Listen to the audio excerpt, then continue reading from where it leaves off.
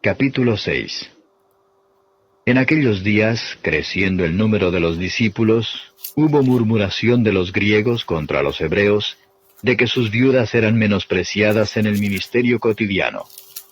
Así que los 12 convocaron la multitud de los discípulos y dijeron, «No es justo que nosotros dejemos la palabra de Dios y sirvamos a las mesas.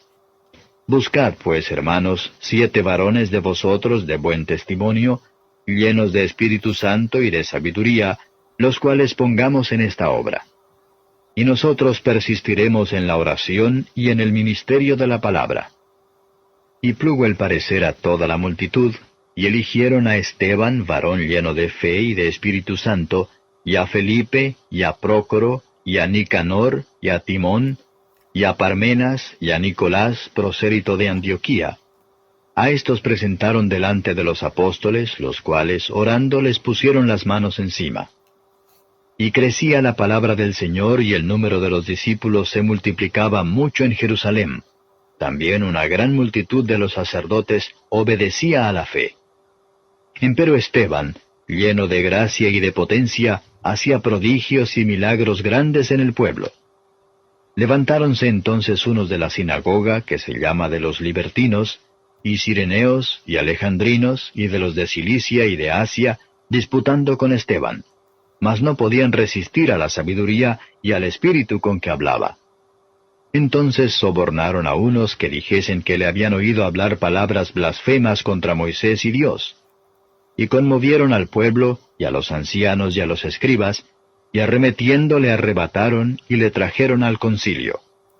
Y pusieron testigos falsos que dijesen, «Este hombre no cesa de hablar palabras blasfemas contra este lugar santo y la ley, porque le hemos oído decir que este Jesús de Nazaret destruirá este lugar y mudará las ordenanzas que nos dio Moisés». Entonces todos los que estaban sentados en el concilio, puestos los ojos en él, vieron su rostro como el rostro de un ángel. Bendiciones, hermanos, le damos gracias al Señor y nuevamente entramos aquí en Análisis Contextual y estamos en el capítulo 6 de los Hechos.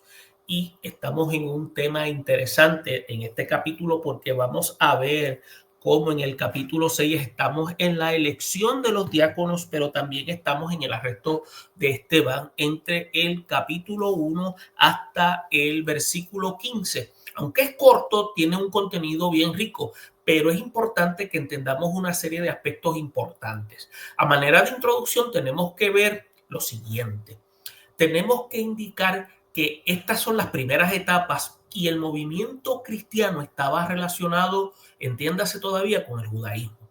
Los cristianos continuaban participando en los cultos en las sinagogas y en el templo. Posiblemente la nueva doctrina fue llevada a muchas provincias romanas por los judíos que estuvieron presentes en Pentecostés, pero el movimiento continuaba limitándose exclusivamente a judíos.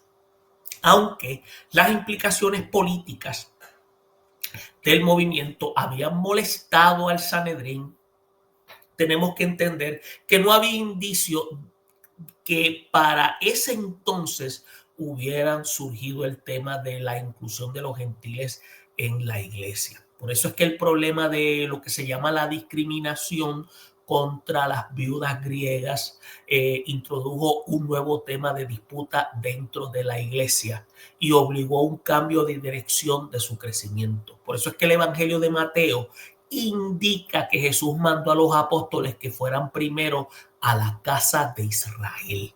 Por eso es que el ministerio de los 12 continuó principalmente entre los judíos, con su centro en Jerusalén. Entre los 7 seleccionados para ayudar a la distribución diaria de comida, había hombres que sostenían puntos de vista universalistas en cuanto al evangelio. Por eso todos tenían, escuche bien, tenían nombres griegos. ¿Usted entiende? Tenían nombres griegos. Y es importante que entendamos lo siguiente. Cuando aquí en los versículos se está hablando de que murmuraban de los griegos, aquí griegos se está refiriendo a judíos helénicos. Y es importante que entendamos esto, porque todavía el evangelio no había sido llevado todavía a la comunidad gentil.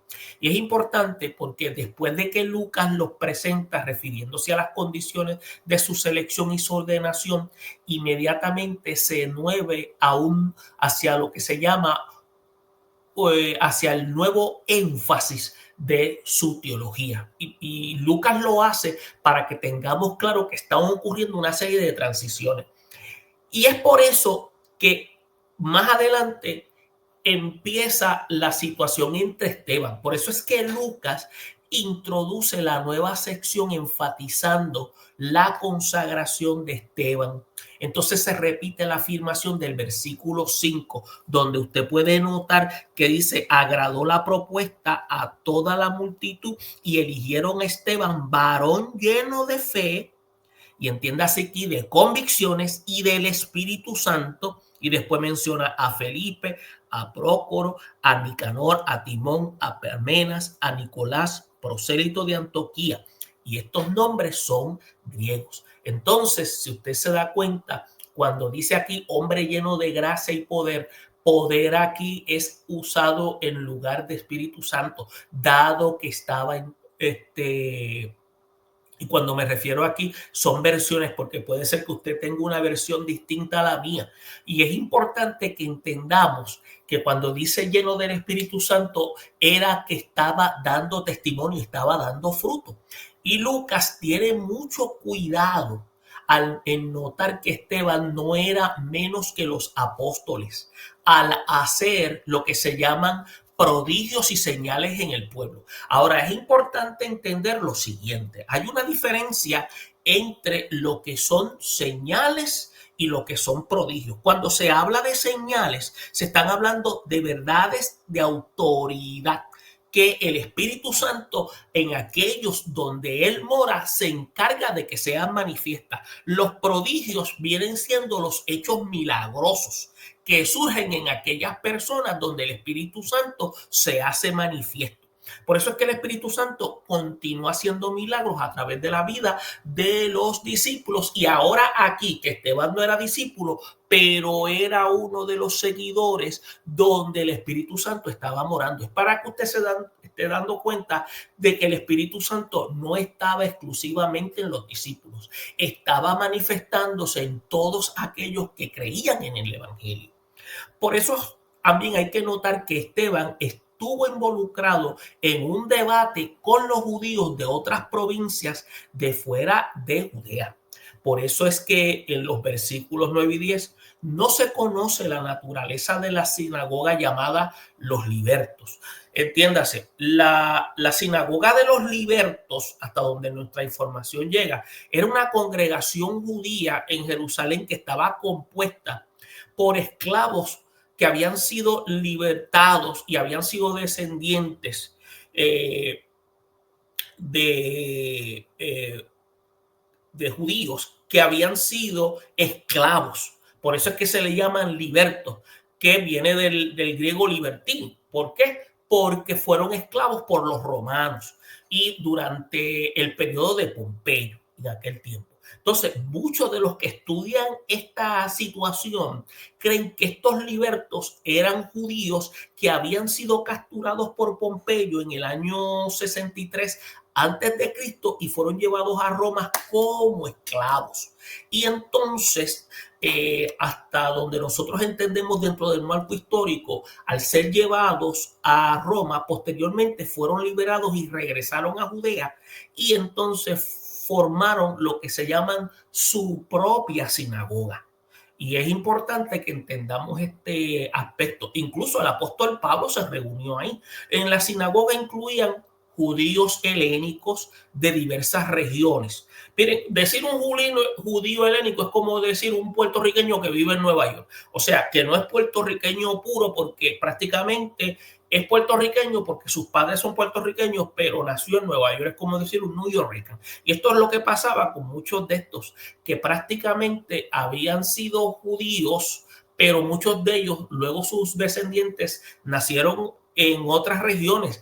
Se criaron por allá, pero tenían más costumbres helénicas, entiéndase, influencias griegas, y cuando luego regresan a sus tierras, en este caso Judea, tenían más costumbres de otras regiones que las costumbres naturales judías. Entonces, eso creaba hasta un roce, porque entiéndase, los judíos se creían puros. Entonces, todos los demás, que aunque fuesen judíos, pero tenían otras costumbres, no los consideraban puros. Entonces, ¿qué pasa? Volviendo a retomar, entiéndase que tomando esto en consideración, no se puede ver lo que habíamos dicho. No se conoce la naturaleza en sí de lo que se llama la sinagoga de los libertos, pero le estamos dando el aspecto histórico, que es lo que nosotros conocemos. Pero los líderes de 5 sinagogas pueden haberse opuesto a Esteban, y puede ser que haya sido un grupo, lo que se llama cosmopolita, de una sola sinagoga, y se ha sugerido, según algunos, que los libertos eran hombres que habían sido libertados y llevados a Roma, que es lo que nosotros le hemos indicado.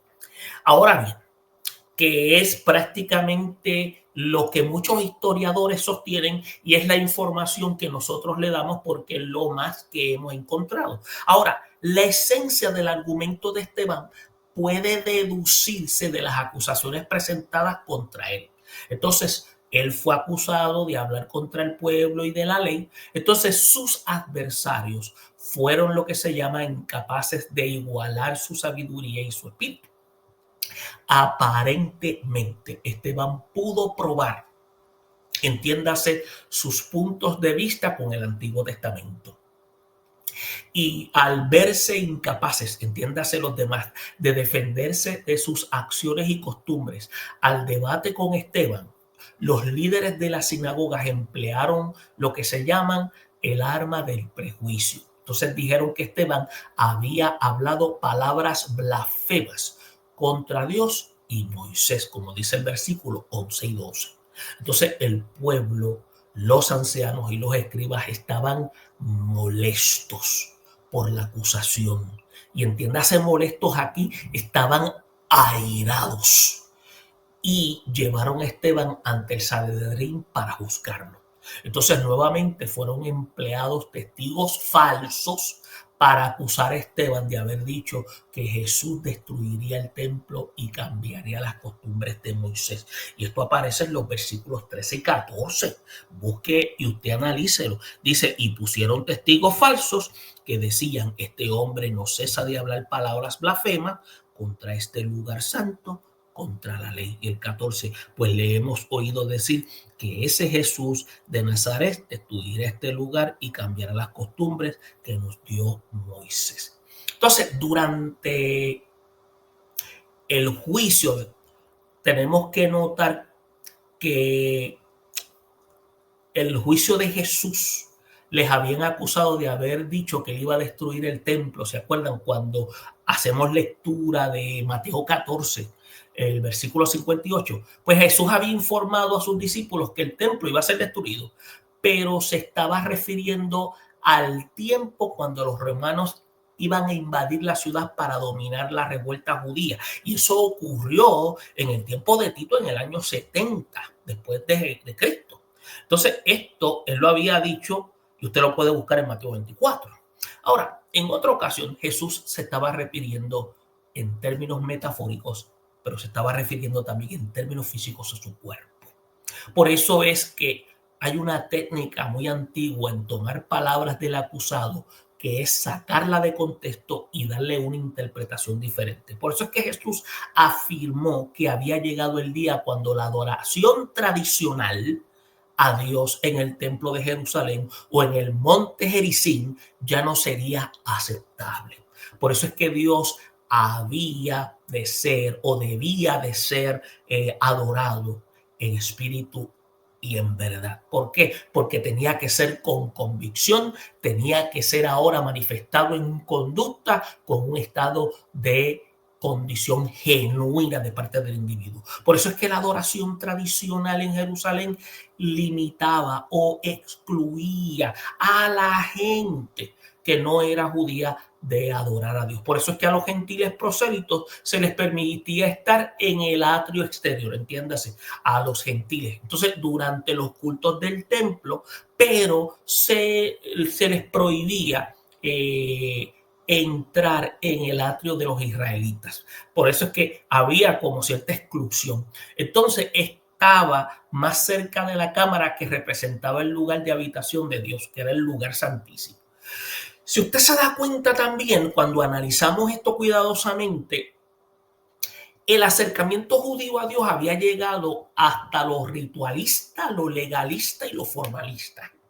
Por eso es que las ceremonias religiosas no afectaban sus actitudes hacia los demás hombres. Su religión carecía de una relación personal con Dios en la que el Padre controlaba su vida diaria. Su religión había exaltado a la nación judía y había excluido a otros pueblos de las bendiciones de Dios. La vida nacional y religiosa de los judíos se centraba en el templo y la ley de Moisés, lo que es la religiosidad. Entonces, las amenazas al templo o la ley se consideraban bien serias. Las esperanzas nacionales de Israel estaban centradas en el templo, el cual representaba la presencia de Dios. Israel esperaba que Dios le enviara a un Mesías político que les daría lo que se llama la victoria cuando los judíos fueran capaces de guardar perfectamente la ley durante un día. Entonces, ¿qué sucede? La declaración aquí de Esteban desacreditaba las pretensiones de los fariseos en relación con la ley y amenazaba las esperanzas nacionales de los judíos. Por eso es que estamos viendo cómo detalladamente Lucas hace señalamientos del concilio y cómo Esteban aquí hace todas estas acusaciones y cómo el concilio miró a Esteban y que vieron, dice que su rostro como el de un ángel, como dice el versículo 15. El rostro de Moisés reflejaba la presencia de Dios cuando regresó al monte Sinaí. Un ángel es un mensajero de Dios, escuche bien. Quiere decir que cuando ellos lo que vieron fue un mensajero de Dios. Y Esteban era el mensajero de Dios que había estado en la presencia del Padre Celestial. Y esto es lo que le estamos haciendo a ustedes como un elemento de carácter introductorio, porque tenemos que notar algo importante. Todo esto que se ve en estos 15 versículos, tenemos que analizarlo cuidadosamente.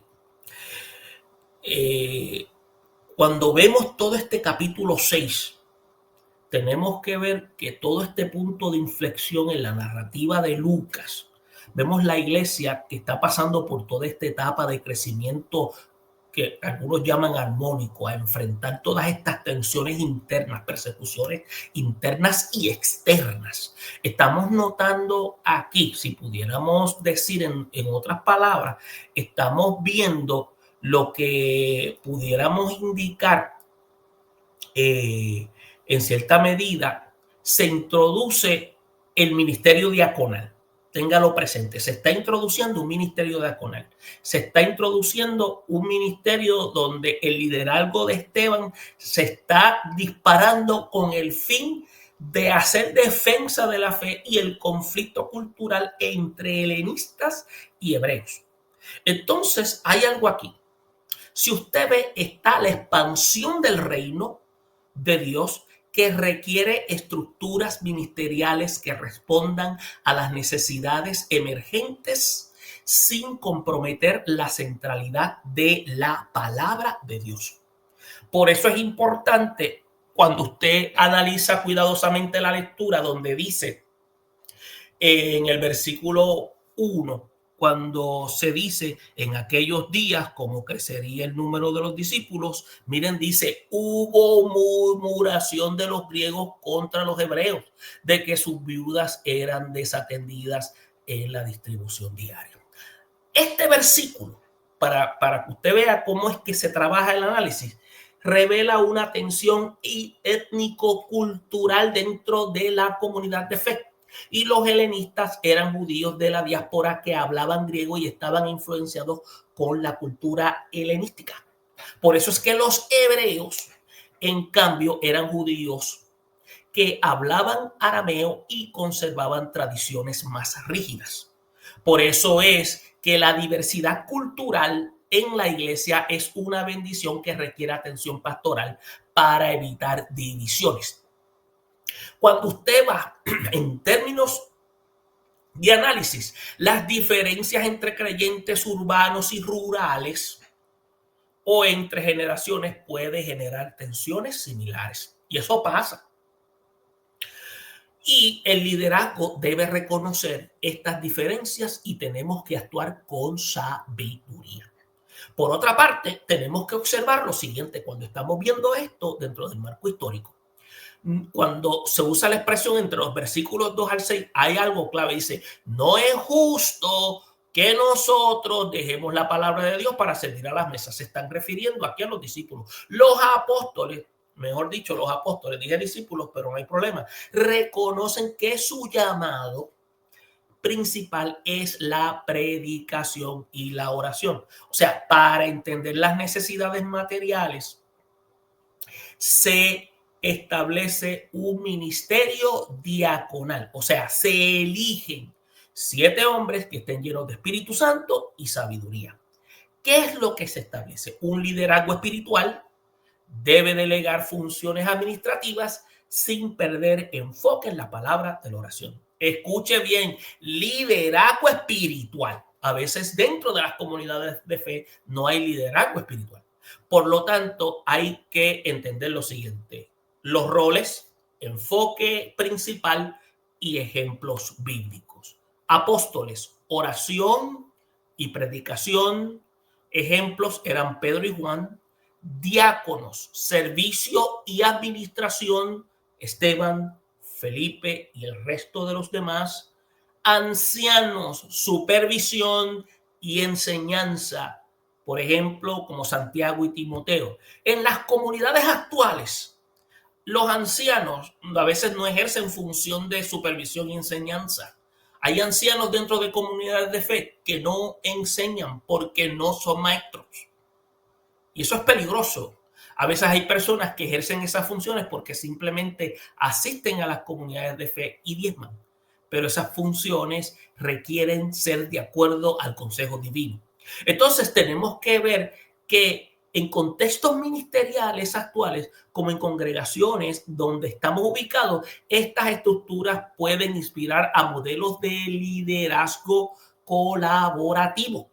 Por eso es que cuando usted ve los versículos 8 y 10, usted está notando que Esteban dice que estaba lleno de gracia, de poder, y dice que hacía grandes prodigios y señales entre el pueblo. Y habíamos indicado anteriormente que cuando se habla de prodigios, estamos hablando de hechos milagrosos porque el Espíritu Santo estaba con él, en él. Y cuando dice que hacía señales, era que las verdades de autoridad eran manifestadas porque el Espíritu Santo le daba para hablar, porque lo había capacitado e iluminado para conducirse. Por eso es que Esteban no solo sirve en las mesas, también predica con poder. Su ministerio demostraba que el servicio no excluye la proclamación. Su sabiduría y el espíritu con que hablaba provocan también lo que se llama oposición.